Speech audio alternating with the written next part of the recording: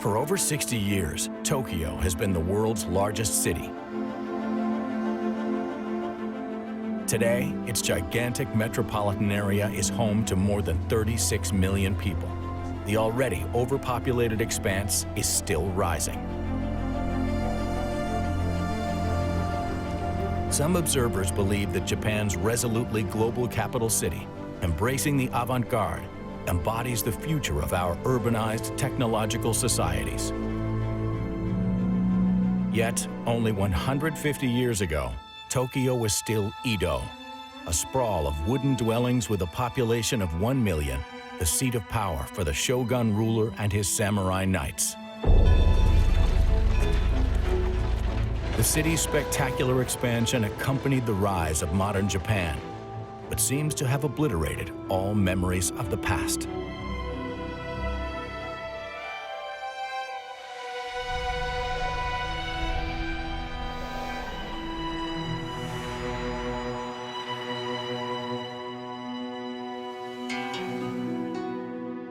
These rare photographs capture a pivotal moment in Japan's history, the era when Edo became Tokyo. For over 2 centuries, Edo Japan had flourished, intentionally isolated, ruled by feudal lords. Foreign contact was limited to 2 countries, China and Holland.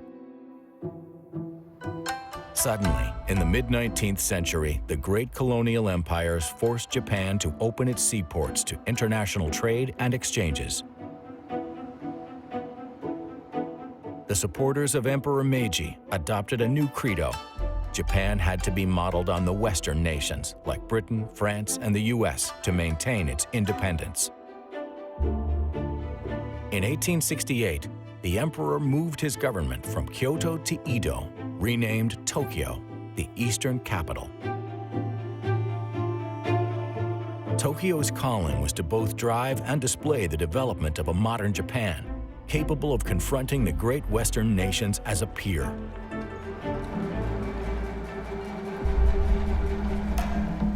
"30 years later, the first motion pictures of Tokyo were made by Western visitors.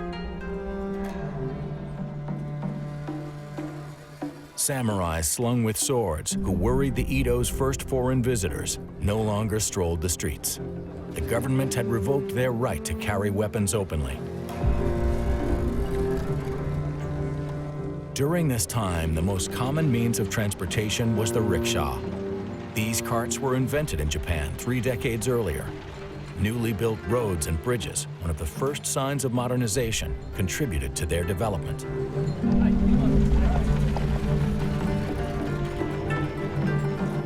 The first Western mode of transportation to appear in the city were streetcars. Here, they are still horse-drawn. The lines would later be electrified. These are traditional wooden buildings, typical of the Edo period, still lining the sides of the city's many waterways. Tokyo's fish market, feeding the whole capital, operated from these wharves. 40 years had passed since Japan decided to take a running jump into the modern world, and many things had already changed. The official slogan of these times was Fukoku Kyohai, enrich the state, strengthen the army. When Japan adopted Western techniques, it launched the development of its industry and the modernization of its army. Consulting with French, British, Prussian, and American advisors, it began to build a colonial empire.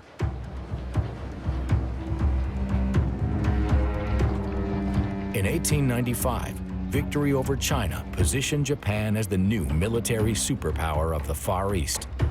Japan captured the island of Formosa, today's Taiwan. In the ensuing 10 years, Japan doubled the size of its armies and rapidly built more battleships.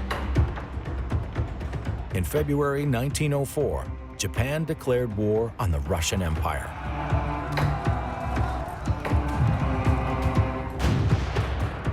After more than a year of especially grim combat, Japan triumphed, to everyone's surprise. It was the first time a European power had lost a war to an Asian country.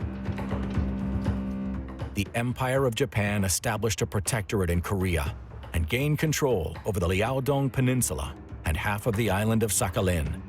In 1914, as an ally of the United Kingdom, it easily captured German possessions in China and the Pacific.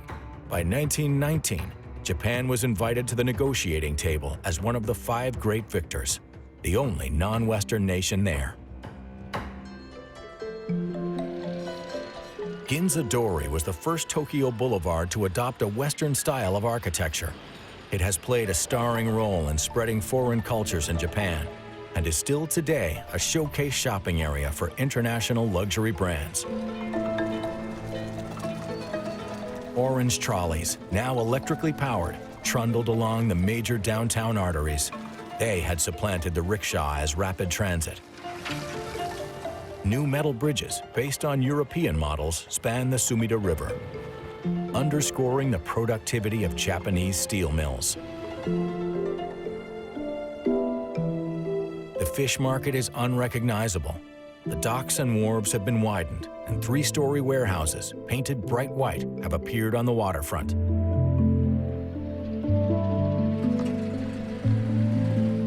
The massive modernization effort also spawned a new business district, where office buildings sprang up to house growing corporations. Today, Marunouchi is the heart of Japanese banking. Back in 1920, its new red brick facades earned it the nickname Little London. The most emblematic of these structures is the famed Tokyo train station, completed in 1914.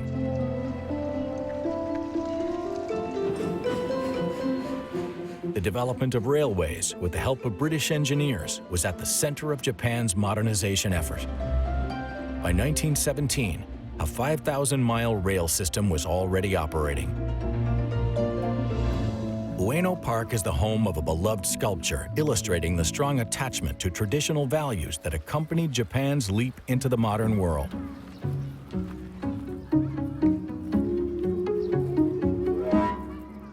The last samurai, Takamori Saigo, was a fervent partisan of Emperor Meiji. The posh downtown neighborhoods were not the only ones to show signs of rapid change. The Tokyo of the masses was also evolving.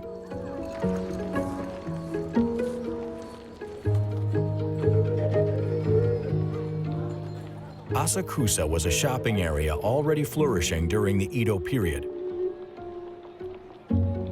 Urban renovation created a new street, Asakusa Raku, a theater district, which instantly drew crowds. It was Tokyo's Broadway.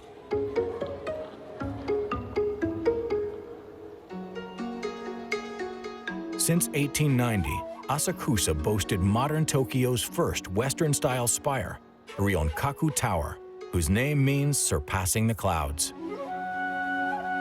Designed by a Scottish engineer, it was then the capital's tallest building. It quickly became the city's most popular attraction. 6 floors were occupied by stores selling goods imported from all over the world. The new 360-degree terrace offered a massive overview of the city.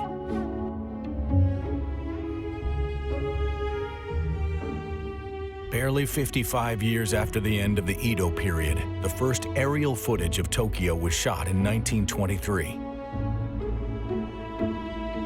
The city had been transformed into a huge modern metropolis. Its population of 1 million had more than doubled to 2.2 million people. But Tokyo still lagged behind the great Western cities of its time. London was the world's largest, with 7.5 million inhabitants. New York was booming, with 5 million people. Paris's population stood at 3 million. But Tokyo was catching up quickly with its modernization when its development was abruptly halted by a horrific disaster. On September 1st, 1923, Tokyo was devastated by an unusually violent natural catastrophe, the Great Kanto earthquake. At 11:58 a.m., the first tremor, measuring 7.9 in magnitude, wrought havoc downtown, causing the first wave of casualties. A few minutes later, it was followed by a strong aftershock. Total chaos was unleashed when the ground shook for a third time. 130 of the wooden houses of the lower city were ablaze in less than half an hour, mainly due to the lunchtime cooking fires. High winds from a typhoon that had just hit Tokyo Bay fanned the flames.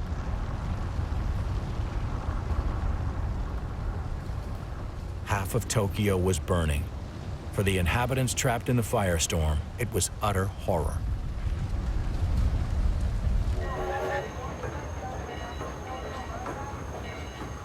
By late afternoon that day, the city was in total panic. Hundreds of thousands of Tokyoites were trying to flee to safety by any means possible.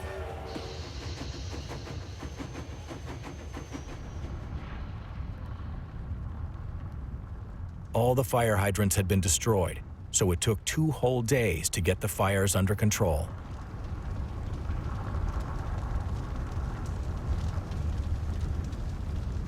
Nothing could be done to save the historical center of Tokyo. It was entirely destroyed. The evidence of the last 3 centuries of history went up in smoke. The death toll was appalling. In 3 days and 2 nights, over 105,000 lives were wiped out. Most people were killed by fire.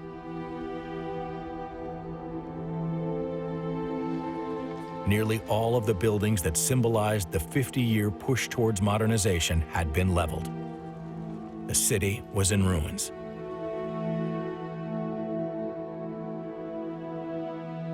In 1923, nearly half of the dwellings in Tokyo were gone. The Great Kanto earthquake caused damage on such a huge scale that even today, it has a traumatic memory.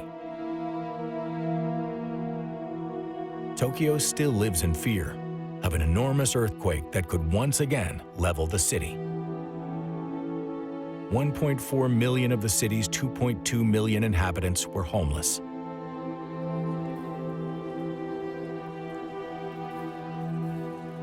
Ueno Park became the city's largest refugee camp, housing 500,000 people who had lost everything.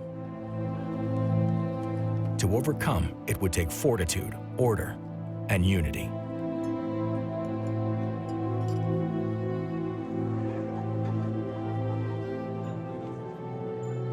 Another mammoth struggle had begun for the Tokyoites, only 50 years after the city had raced to win a place in the modern world. With nearly all of the urban infrastructure destroyed, everything was in short supply: water, food, clothing, shelter, and latrines.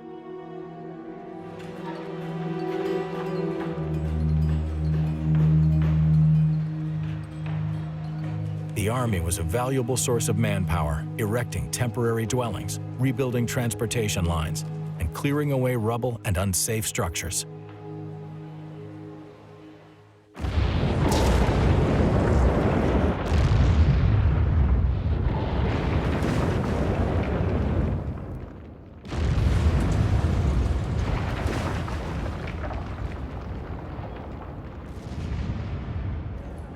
But most of the labor was supplied by the residents of Tokyo.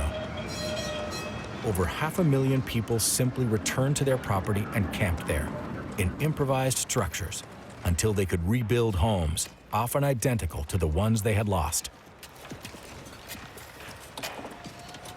The Tokyo of this time was a vast shantytown. But these images show the pragmatism and resilience of its people. The death in 1926 of Emperor Taisho marked the end of an era for Japan. In Tokyo, hundreds of thousands of people from throughout the country lined the mile-long route of the funeral motorcade, paying their respects in silence.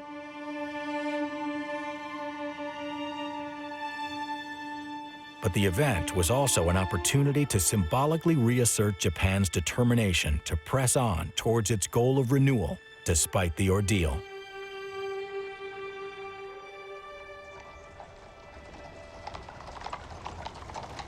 When Emperor Taisho's son Hirohito ascended to the throne, a new period began for Japan. He was the first Japanese prince to have spent 6 months in Europe.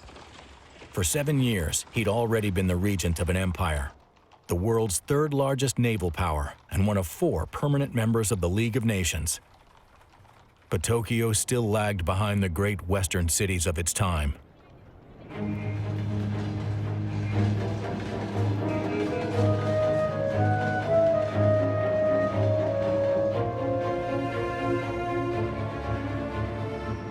Only 7 years after the Great Kanto earthquake, Tokyo's reconstruction, carried out largely thanks to the development of credit, was complete.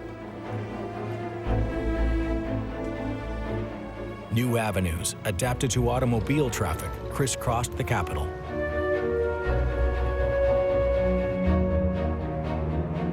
The new Tokyo emphatically asserted its status as a big, modern, 20th century city.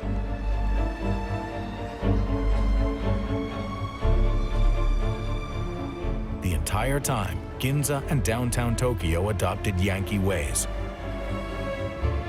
Its streets looked more and more like those of its Western models, with the addition of hundreds of new cabs and cars. Some of the structures that have become emblematic of Tokyo had appeared. They're still visible today, particularly the bridges over the Sumida that had been destroyed by the earthquake. Eitai Bridge was rebuilt in steel in 1926. Kyosu Bridge was built in 1928. It's a copy of a bridge in Cologne, Germany. Tokyo's main train station, miraculously preserved, was restored. The Kabuki-za Theater was rebuilt in reinforced concrete, sheathed in traditional wooden trim. Even today, it is the most famous kabuki theater in Tokyo. A newly reconstructed Ginza was again serving to showcase Tokyo's modernization.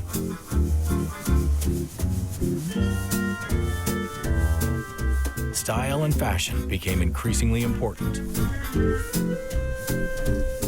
Japanese women looked to liberated, provocative flappers for a new image. Some of them relegated the kimono to the backs of their closets, adopting Western dress. They were nicknamed mogas, an abbreviation for the epithet modern girl, translated into Japanese. Japanese nationalism fed upon the economic difficulties that had followed in the aftermath of the Great Depression of 1929. But the rapid westernization was accompanied by the development of a hostile, warlike trend within Japanese society. Young officers, accusing legislators of corruption, called for the expansion of the Japanese empire. Colonial conquest would help Japan overcome the crisis.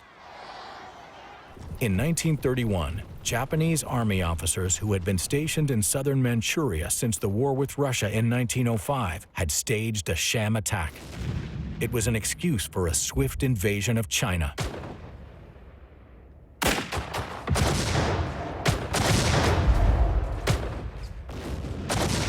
Three Chinese provinces fell into Japanese hands, almost without a battle. The territory was named Manchukuo, the Great Manchu State. It immediately seceded from China to be ruled by an emperor chosen by the Japanese. Most countries refused to recognize the puppet state. The League of Nations declared it was still part of China. As a result, Japan decided to resign from the organization in 1933. However, Mussolini's fascist Italy did recognize Manchukuo in 1936. That same year, there was a coup attempt in Tokyo. It is remembered in Japan as the February 26 incident. Radical young officers took over the government offices in the center of town and shot several leading politicians. The rebels claimed that their goal was to restore the emperor's omnipotence. But Hirohito himself called for the repression of the coup. 2 officers committed suicide. 17 others were tried and executed. 70 were sentenced to imprisonment. But the neon lights still sparkled in Ginza, advertising the country's enthusiasm for all things Western. despite the looming shadow of totalitarianism. Pressure from hawkish elements agitating for a war of conquest against China was growing. Government propaganda fanned the fires of Sino-Japanese hostility. This film was shot in 1937 in a Tokyo kindergarten. Wearing paper gas masks, the children act out an attack on a cardboard pagoda, clearly symbolizing Nanking, the capital of China.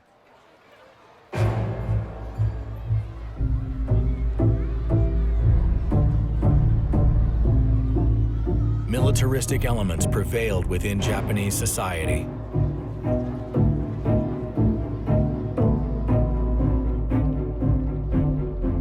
Tensions with China were rising. They would soon lead to the Second Sino-Japanese War. The United Kingdom, France, and the United States warned of reprisals. Others, however, were discovering the country as a potential new ally.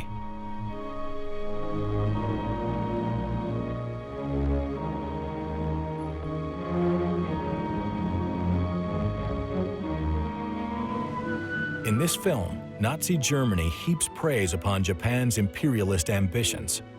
Japan, engine of the Far East. For a long time now, these islands have been too small for their people. Japan must expand. The year it was screened for the first time, Germany recognized the state of Manchukuo and cut diplomatic ties with China. Trains loaded with Japanese soldiers left Tokyo for the Chinese front, cheered on by the crowd.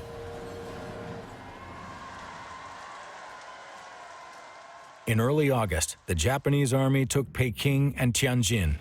Shanghai fell in November after 3 months of deadly bombing. Between December 1937 and January 1938, the Japanese marched on Nanking, where they perpetrated one of the most horrible massacres in modern history, killing between 40 and 300,000 people. But a stalemate soon ensued. Despite its military superiority, the Japanese army proved incapable of controlling the immense lands it had conquered. Then, the ashes of the first Japanese soldiers to die on Chinese soil began to return to Tokyo.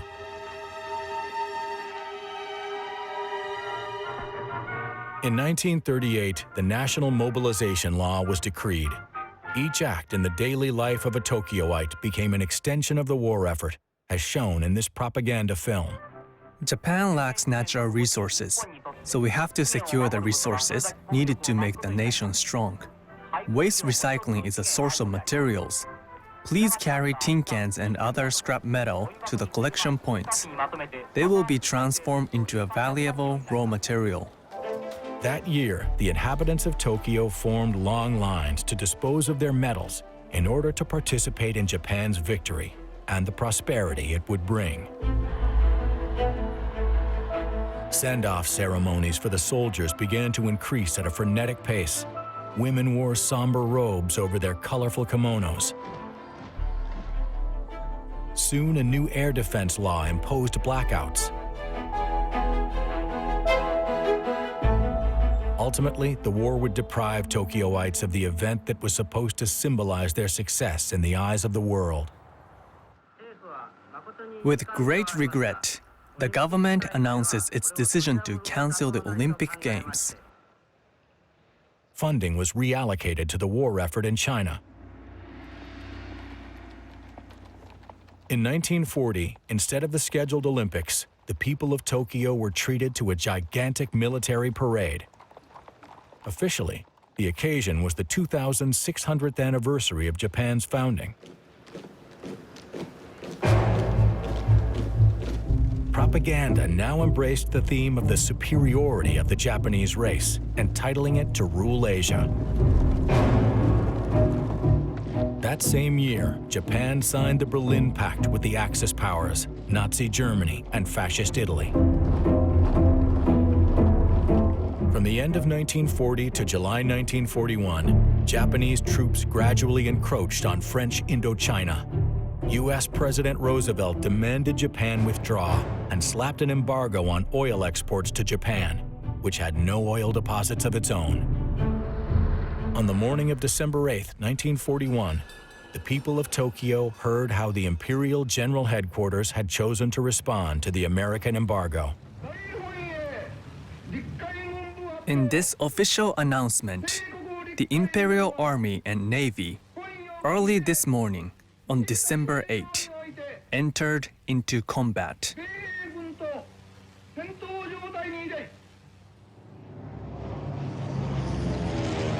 The Japanese Air Force and Navy launched a surprise attack on the U.S. Navy base at Pearl Harbor in the Pacific, an act that forced the United States into World War II. Back in Japan, the nation mobilized. Japanese air raid defense doctrine required civilians to serve as firefighters, medical rescuers, and to prepare for chemical weapon attacks.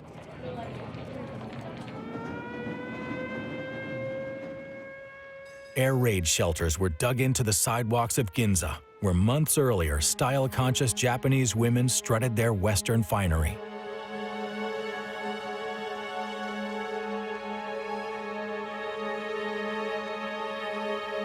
Within 6 months, the superiority of U.S. military strength became evident to Japan's generals, but ordinary citizens were kept in the dark about the war's realities. In 1943, while popular fervor was being stoked by patriotic ceremonies, the country was pounded by a series of painful defeats in the Pacific Islands.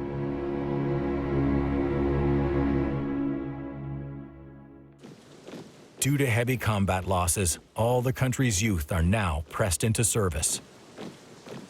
This film, from October 1943, is entitled Student Mobilization, focusing on a ceremony for young soldiers heading off to battle. We do not expect to return alive. We simply hope to honor our debt to the Emperor for his infinite kindness.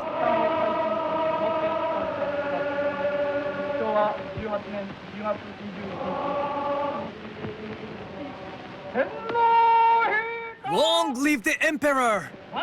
Banzai!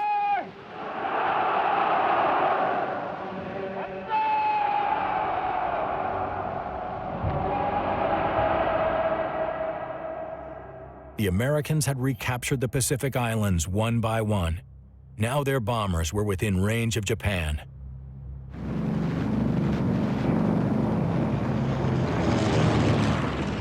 Starting in November 1944, air raids on Tokyo became a reality. The night of March 9th to 10th, 1945, was one of the most horrific in Tokyo's history. In a matter of hours, 334 B-29s dropped 1,700 tons of incendiary bombs, an early version of napalm. They leveled more than half of Tokyo's old city, killing over 100,000 people in a single night. In the daylight, the toll was shocking. Just 22 years after its first destruction, the heart of Tokyo was again reduced to ashes and its population annihilated. The city was bombed periodically for months. In all, over 115,000 people perished in the attacks. Yet Japan still refused to surrender. On August 6, 1945, the Americans dropped the atomic bomb on Hiroshima. On the morning of August 9th, the Soviets began to invade Manchuria. The same day, another atomic bomb was dropped on Nagasaki. On August 15, 1945, all over Tokyo, amid the ruins, people listened to the Emperor's announcement over the radio that Japan had surrendered. By enduring the unendurable and suffering what is insufferable, we have resolved to pave the way for grand peace for all the generations to come. For Tokyo, a terrible cycle was ending. and its people were overwhelmed by feelings of humiliation. And once again, they would be rebuilding their city.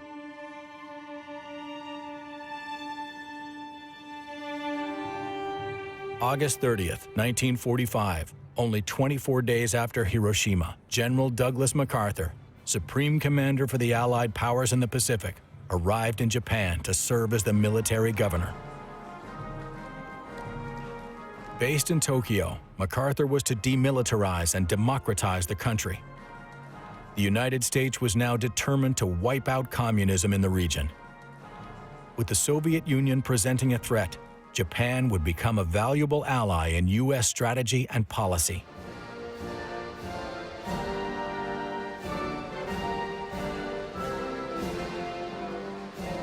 MacArthur tried to spur the country's reconstruction and the redevelopment of its national economy based on the capitalist model. But he faced a daunting task. Japan was in a state of wretched poverty.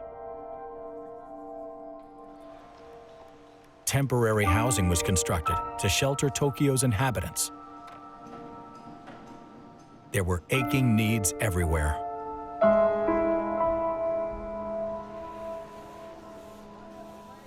For a gigantic population of weak and destitute survivors, sanitation and healthcare treatments were necessary to prevent epidemics.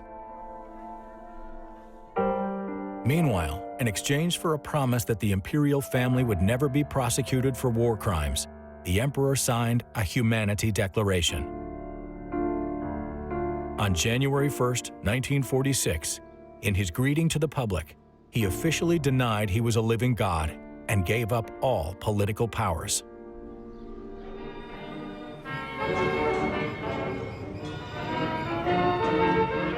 The occupation of Japan and close cooperation between U.S. and Japanese authorities continued for 7 years.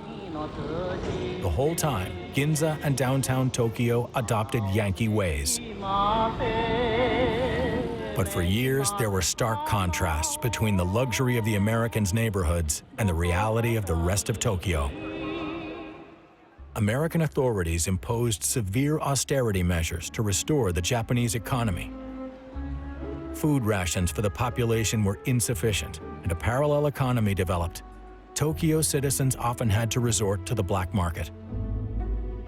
Despite the hardships they experienced, most residents of Tokyo felt the dark years of the war were behind them. In November 1946, a crowd of over 100,000 people gathered in front of the Imperial Palace to celebrate the proclamation of the new Japanese Constitution in the presence of the Emperor and Empress.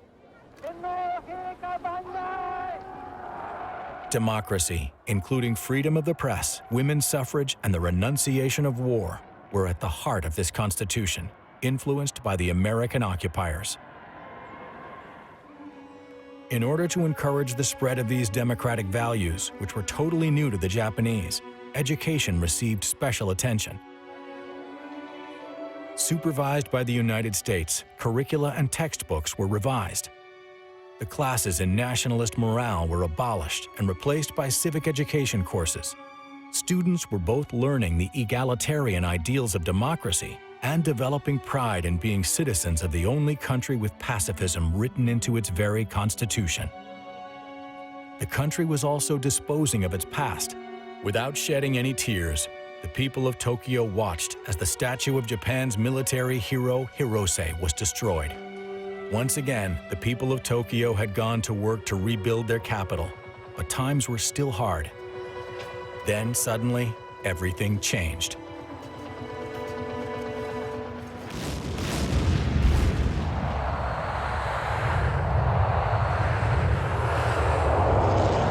In 1950, the United States went to war in Korea, using Japan as an operations base and equipment supplier. The burgeoning demand was an ideal opportunity for Japanese industry.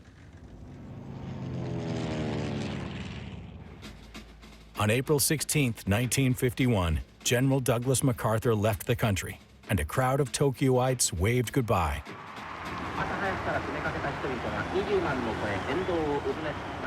Since dawn, 200,000 people have been lining the streets.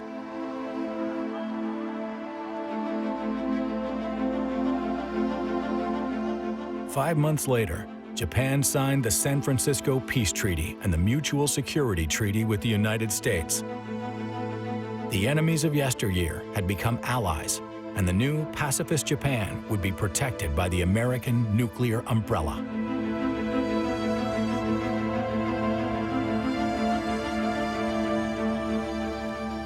On April 28, 1952, Japan's independence was restored.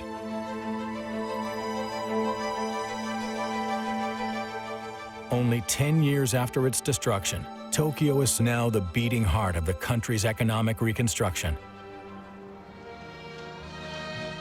During the war, the country's youth left for the front lines from Ueno Station. A decade later, Ueno is where they now converge from everywhere in the country, bringing their determination and eagerness to jobs in the capital. By 1955, Tokyo's population reaches over 8.5 million, making it the world's most populous city. Only 3 years after the departure of the U.S. occupation forces, Japan has embarked on a phase of rapid expansion with no parallel in modern history. The Ginza shopping district has risen from its ashes and is glamorous again. Tokyo is subject to wave after wave of fashion trends, the product of an American monopoly on ideas. Its Western-style shops attract fashionable young ladies for a pleasant stroll.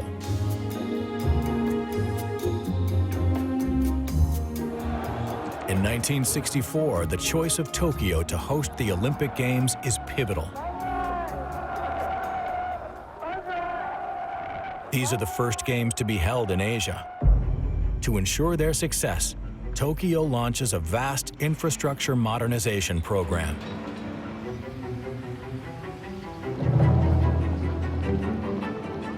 The metamorphosis aims at two goals: to reinforce the country's growth and impress upon the world the image of a peaceful, prosperous Japan at the cutting edge of modernity. One great badge of technological progress is the Shinkansen bullet train. 100% made in Japan, it's a high-speed link shooting from city to city at over 150 miles per hour. When the Japanese capital stood before the TV cameras of the world, it looked stunning. It joined the ranks of the most modern cities of the world. The opening ceremonies unfolded beneath blue skies at the National Olympic Stadium. This Olympiad was the first to be telecast internationally via satellite. It attracted some 600 million viewers.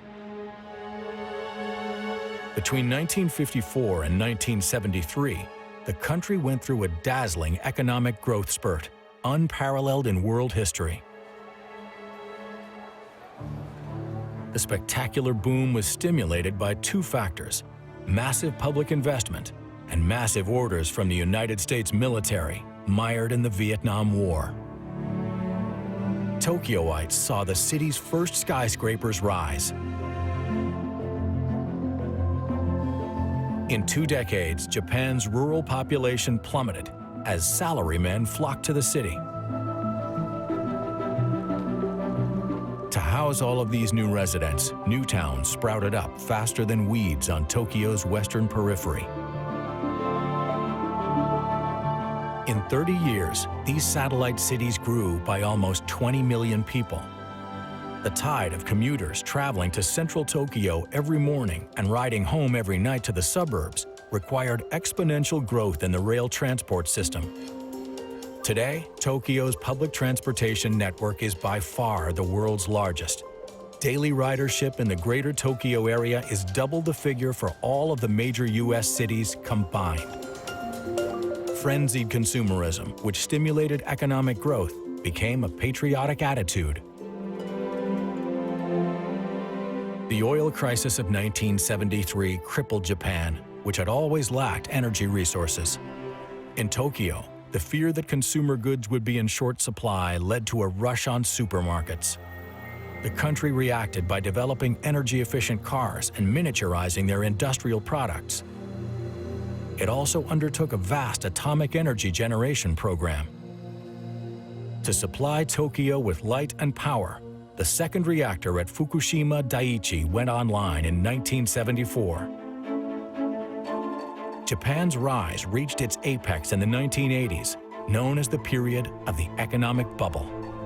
The automobile and electronics industries were generating astronomical profits, increased exponentially by investment in real estate and finance. In 1989, the Tokyo Stock Exchange became the world's largest. The following year, Japan's GDP was second only to that of the US. Tokyo had fulfilled its mission, finally surpassing its European and American models as a modern megalopolis and inspiring Westerners with its futuristic globalism. 1991 was the year the bubble burst. Japan was in the midst of an economic recession and plagued with rising unemployment. One by one, values and promises that were the bedrock of the rise of modern post-war Japan were undermined by dramatic events. The myth of the country's domestic harmony and security was shattered. When, in 1995, 12 people died and 5,500 were injured in a sarin gas attack in the Tokyo subway, it was perpetrated by well-educated Japanese.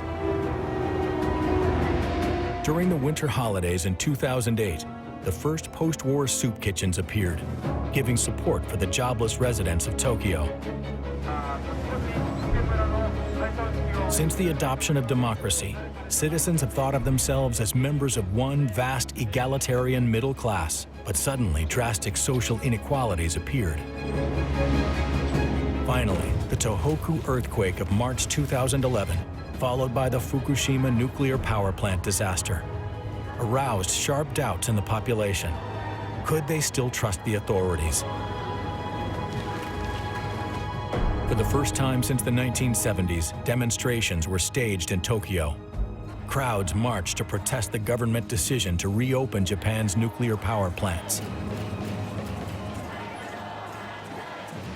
In 2012, the Tokyo Skytree, the second tallest tower in the world, was inaugurated. And in 2013, Tokyo was chosen to host the 2020 Games. But the popular mood is much less enthusiastic than it was in 1964. Tokyo has risen from annihilation and given birth to a unique form of modernism.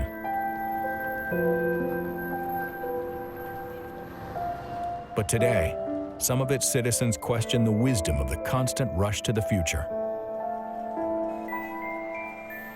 The whole country must confront the problem of an aging population. Ideas that had been set aside for over a century for the sake of a collective effort have again become central preoccupations.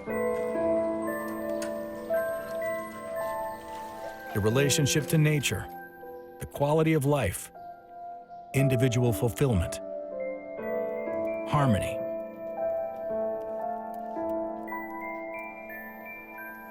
Answers to those questions cannot be derived from any Western model.